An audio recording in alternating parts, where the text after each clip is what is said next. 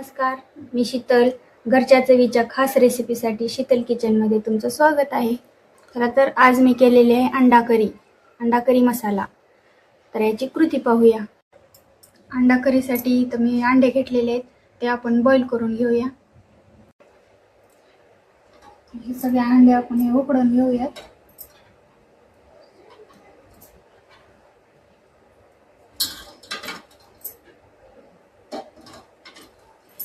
आणि पाण्यामध्ये थोडंसं मीठ टाकायचं, जेणेकरून आपले वरचे कव्हर जे आहे ते व्यवस्थित निघल. चला तर आपले हे अंडे बॉईल करून झालेले आहेत. त्यासाठी लागणारं साहित्य अद्रक, लसूण आणि खोबरं घालून मी एक पेस्ट केलेली आहे. पुन्हा हे ग्रेव्ही मसाला घेतलेला आहे मी, तर्री मसाला. इथं मटन मसाला घ्यायचा आहे, चिकन मसाला घ्यायचा आहे, काळं तिखट घेतलेलं आहे आणि चवीपुरतं मीठ आणि कांदा आणि टमाट्याची मी प्युरी घेतलेली आहे. तर बघा, पातेलं ठेवून घेतलेलं आहे. त्यामध्ये मी पाहिजे तसं मला तेल टाकून घेतलेलं आहे. अद्रक लसणाची आणि खोबर याची पेस्ट टाकून घेऊया. याला छान लालसर होईपर्यंत परतून घेऊया. हे बघा, हे छान आपलं लाल झालेलं आहे.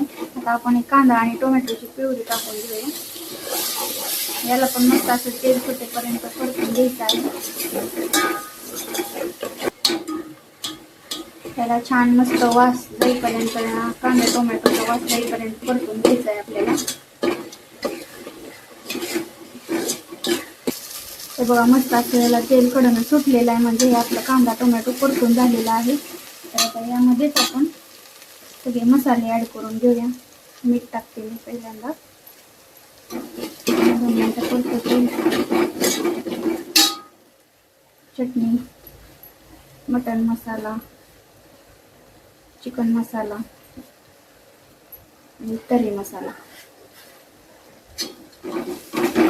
अंडा करी मसाला पण टाकतात.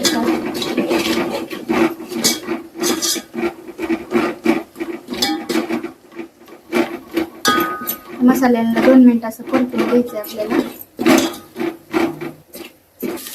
मसाले पण आपले छानसे परतून झालेले आहेत. तर त्यामध्ये आता पाणी टाकून घेऊया.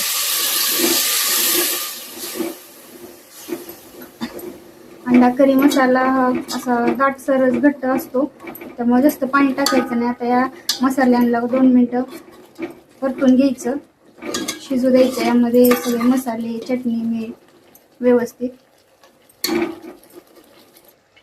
हे बघा, आपल्या मसाल्याला मस्त तेल छान आलेलं आहे, तेल सुटलेलं आहे, त्यामुळे मसाला आपला शिजलेला आहे. तर मी यामध्ये अंडे टाकून देते. अंड्याला 2 मिनिटं असं परतून घ्यायचंय.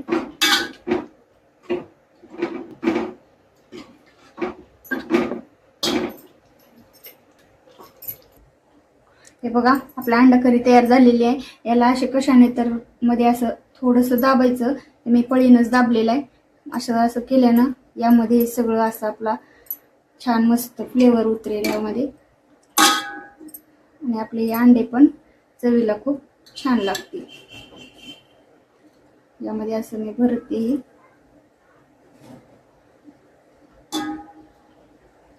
कट करून जर घेतलो मधून, तर त्यामधलं बिल सगळं आपल्या भाजीमध्ये विरघळून जाईल.